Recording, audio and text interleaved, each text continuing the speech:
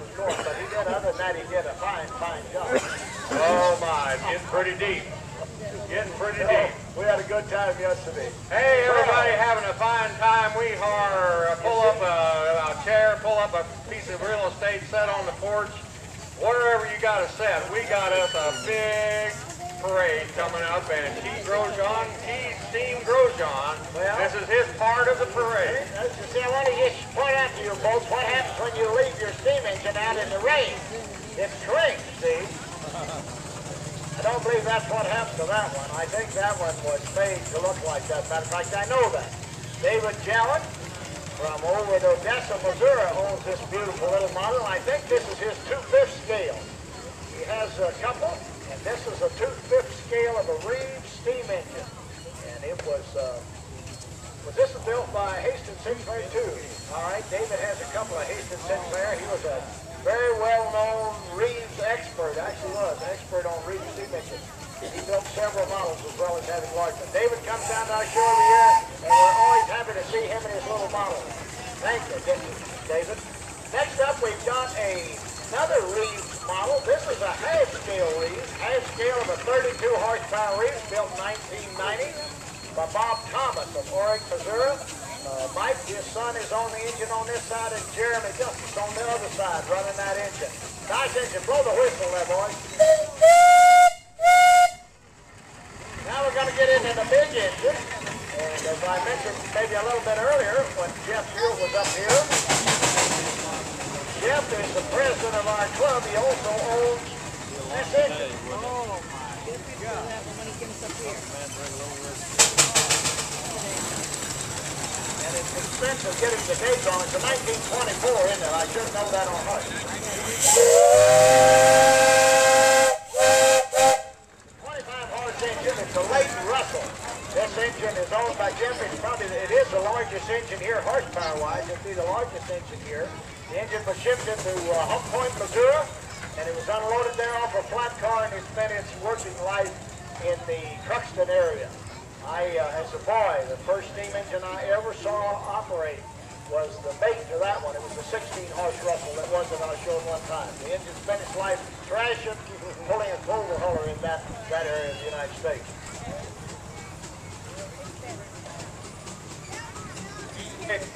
I want the women to stand up and hop. A lady driver right here, and she knows how to do it. This engine is 1919. There again, a sort of a late engine, and the steam process by 1925, for the most part, steam was about done. But this is a 1919 Advance Rumley engine. It would be considered 20 horse, 2075. It is an engine that came about from the merger of two companies, Advance Thrasher and M. Rumley Company. They merged to put all their best features together and produce this engine, which at the time was one of the probably better engines in the country the way it was made. This engine was restored by the Bruns family of over in Fulton, Missouri, and Valerie Bruns, who now lives in North Carolina. I'll get it spit out here in a minute. And she's the daughter of Leonard, and grandson Chris is up there. They're running the engine today. Valerie's probably the only lady steam engine operator we have with us. Been doing this for many, many years and always enjoys coming up and being with us. Valerie, toot your whistle. All right, thank you all. Next up, we're going to see another company that was big in the steam engine business and actually continued on. Many of the companies went broke during the Depression, and that's what happened to Advance Company. They didn't make it through the Depression. They ended up as a part of Alice Chalmers Corporation. But this company made it through the Depression and actually ended up lasting until, what, the 1980s, Miles? When the East Company was merged with International Harvest for the Foreign Case I. This is a 1917, I'll get it right here, 65-horse case. It is a prime example of a mid-size case engine. This was the size case engine that Case would have sold. This one and the next one coming up. What you doing over here? Very popular in this part of the Glad country. to see you. It had all the basic features that the Case engine ever had. This was what would be considered a late model with all the features. Case engines were all the same. They used all the same basic features on all the engines, except they just made them bigger and smaller. And they were very popular In fact, Case built more engines than all other steam engine manufacturers put together. This engine's owned by Keith Rochon and Richard Adams, Columbia, Missouri. Kurt Adams up there, Richard Adams, Bunny Gibson, and her two daughters are there. And I don't know if anybody else up there had it or not. I guess that's all. Toot the whistle. All right. Another example of the Case steam engine. This one's then had a recent restoration and paint job, as you can see, and it's painted up just like a Case engine would have been painted in its day. This is a 50 horse. This was probably even a little more popular in this part of the country than the 65. It was a slightly smaller engine, just about right for this part of the country, thrashing and sawmill. The thrashing run in the summer, and then you saw all winter, most of the winter. This engine was restored by the Kester family, St. Charles, Missouri, and Brian is up there running it, and he's got a helper. Chris is up there today helping him. Toot the whistle there, Brian.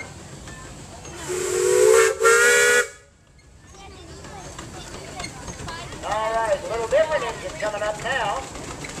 This engine is a double cylinder. This is the first full-size double cylinder we've seen. The Reeves Hatchtail was the double cylinder. This is a full-size double cylinder Tecton steam engine, Mount Vernon, Indiana. This was a very popular engine in the Midwest, and at one time you saw lots and lots of Tecton engines here. And in fact, at one time there were three, two singles and a double. This one was restored by Mr. John DeGraff and Reed of Brumley, Missouri. It actually was purchased just east of Columbia at Lake of the Woods a number of years ago. But John, he restored it and brought it to our show several years ago, and it's been here ever since. And his son David, and I think some of his grandkids and great-grandkids are up there. Three of each. Got a whole tackle of kids carrying on that tradition. David, thank you. Toot the whistle. Down there in the far box position. Oh, that's Mark down there had. Yeah, and we got a lady driver on this one too. Yeah. All right. I think I can, I might. We had a very successful, I think you can pull something over in the arena. We kind of had it on the gravel this morning, but we had several little tractors pulling the walk-on sled. And we've got, he's going to get up here, we've got something here that is museum quality. You won't find it in other than pictures and books, but it's right here in real life. Gee, talk about it. This is a Buffalo Springfield road roller. This is a 5-ton that Buffalo built. This is the first 3-wheel model that they built. And it was used, of course, for construction of road. They could roll a road or they could tear it up. It had a ripper in the back. And it was a gas model. The early ones were steam. This was gas. This one was donated to our show. It came out of the Museum of Transportation in St. Louis. Jeff Pruitt and Marshall Patton are working on, Marshall's working on it today, I believe. And Jeff Pruitt's the one that spearheaded getting it running. It had to run for a number of years. He's got it running. And we're excited to have it here with us. It's all right. It's just getting second wind. It's going to go. It's going to take it a minute, but we're not going to push this one off. You can't. Oh my, here's a wild couple getting ready for Saturday night. I can see it coming. I can see it in their eyes. 1914 Model T Ford Speedster. Located and rescued from a watery grave of a tiff mine in Henley, Missouri by Emil Lime Cooler. A great fellow and a great collector, and who died a few years ago. The truck, a 1917 1020 Type were submerged under 65 feet of water for 45 years. The truck was used to haul tiff rock from where it was dug over to a box on the cable. The tiff was dumped into the box, then hauled up out of the mine by mule, or the rock was dumped into a wagon or a truck. Tiff was a source of lead that was used to make paint. That's the rest of that story. Now you know what tiff is, T-I-F-F. Emil had a diver go down, hook cables to the truck and the Titan tractor, then lifted them out of the watery grave. Both were in remarkable shape. Emil rebuilt the truck into a speedster, and here it is. And we have Red and Debbie Bruns right here, and you all behave yourself. Okay. Now be sure to hide behind that windshield. I've also told Miles before they get away that this week is their 30th wedding anniversary. So maybe they'll go out and celebrate that thing, you think? All right, we're going to get this one off the windshield. This is a Model T Ford, 1923. In Lothar, Jefferson City. Is that pretty close? Did you buy that car new? 1923 Model T Ford. Beautiful restoration job. Thank you, folks, for motoring over.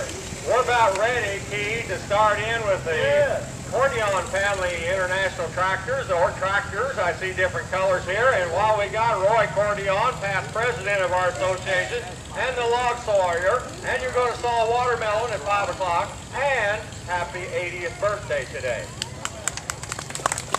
Give her all a round of applause. And I thank the Lord every day that I'm still able to enjoy running a sawmill. We're happy about that too, Roy. This is 1945M. My brother-in-law, Herman Neiman, who helps out on the sawmill, is operating it. It was the mill, this was the tractor that pulled the mill that I learned to saw on. There's never been a second bill of sale on the tractor. So, okay, move her on, Herman. The next one is a 1938 F-20. It's driven by my daughter, Linda, and it has a special name. This is known as Old Ugly.